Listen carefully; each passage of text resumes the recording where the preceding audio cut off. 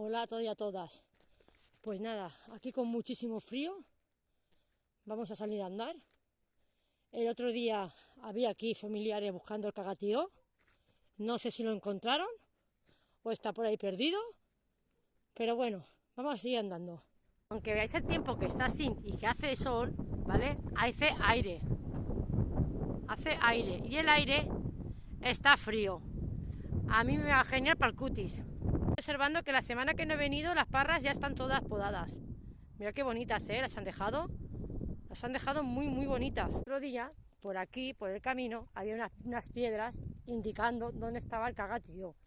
Yo juraría que el cagatío está por esa zona de ahí. Incluso me atrevo a decir que por aquí. Vamos a ampliar, a ver si vemos al cagatío.